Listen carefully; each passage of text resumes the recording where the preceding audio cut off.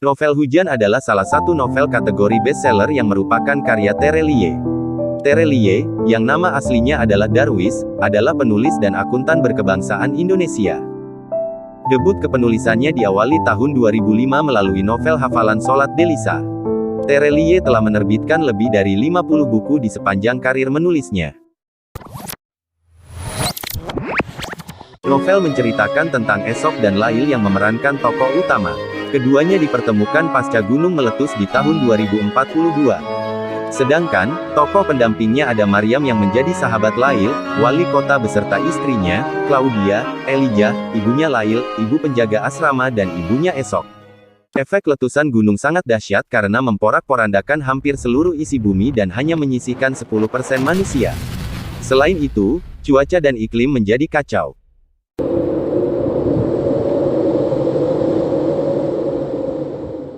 Esok yang memiliki nama lengkap Soke Bahtera ini merupakan anak muda yang pintar dan jenius.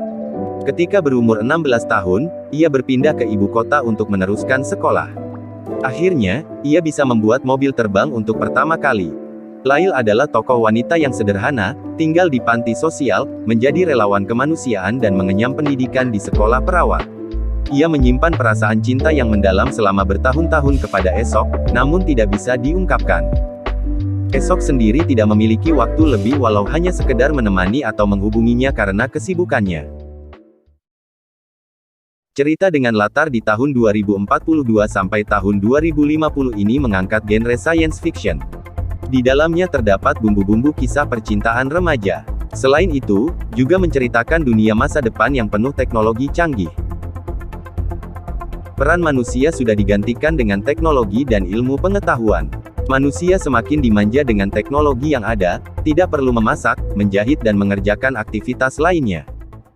Namun, manusia tidak bisa lepas dari kodratnya memiliki berbagai jenis perasaan seperti sedih, cinta, senang, rindu, benci dan lain-lain. Inilah yang menimbulkan konflik dalam cerita. Pertama-tama, diawali dengan kedatangan Lail yang akan memodifikasi ingatannya di pusat terapi saraf. Saat ditanya, ia menjawab ingin melupakan tentang hujan. Kemudian, Lail menceritakan tentang kehidupannya dari terjadinya bencana alam sampai tiba di pusat terapi saraf kepada Elijah yang merupakan paramedis senior. Topik yang diangkat dalam cerita dikemas dengan bahasa yang ringan dan gampang dipahami. Meskipun cukup tebal halamannya namun alurnya tetap bagus, sesuai jalan cerita, tidak dipanjang-panjangkan ataupun diperlambat sehingga tidak membosankan. Ada beberapa bagian yang ceritanya dipercepat. Jalan ceritanya sulit untuk ditebak sehingga membuat pembaca penasaran. Banyak kejutan-kejutan menarik yang sebelumnya tidak pernah terpikirkan. Contoh, terjadinya gunung meletus menyebabkan musim dingin berlangsung panjang. Akibat campur tangan manusia, kini cuaca berubah menjadi musim panas dan menimbulkan malapetaka.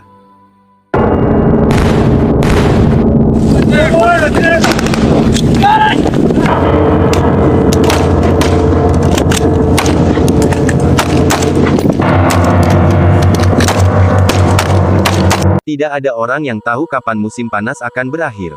Hujan pun tidak kunjung turun membasahi bumi. Hal-hal tersebut mampu melambungkan imajinasi dari pembaca. Ditambah lagi kehadiran berbagai teknologi canggih seperti anting-anting yang berfungsi untuk pemandu online, kendaraan tanpa sopir, alat komunikasi yang ditanam di tangan dan masih banyak lagi lainnya.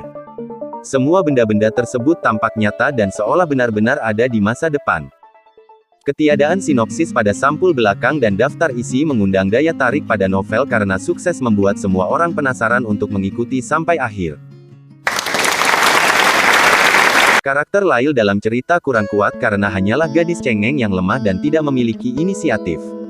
Tanpa adanya Maryam, Lail tidak mungkin mencapai keberhasilan. Alangkah baiknya, sebagai tokoh utama, Lail digambarkan sebagai seorang inisiator bukan pengikut. Meskipun dalam cerita ini hasilnya bagus.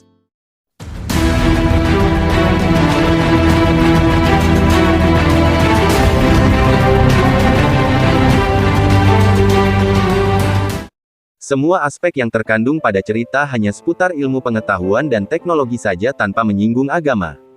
Meskipun penulis telah menyebutkan bahwa secanggih apapun teknologi itu tidak bisa menandingi kekuasaan dari Tuhan. Namun, sangat disayangkan tidak dijumpai aktivitas keagamaan seperti berdoa maupun beribadah. Alhasil, pembaca tidak mampu menebak agama dari masing-masing tokoh sehingga terasa ada yang janggal. Selain itu, masih ditemukan adanya typo. Ada juga kalimat yang menjadikan pembaca bingung.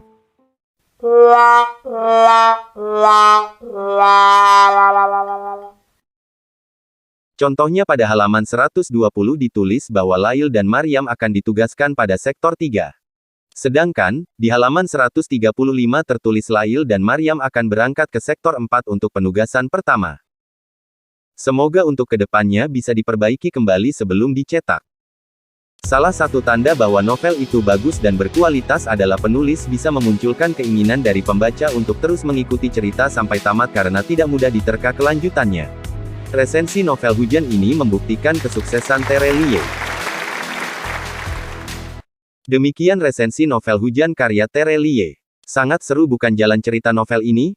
Jika Anda penasaran dengan cerita lengkap novel ini, saya merekomendasikan Anda membeli novel ini. Link pemesanan novel ada di deskripsi. Terima kasih.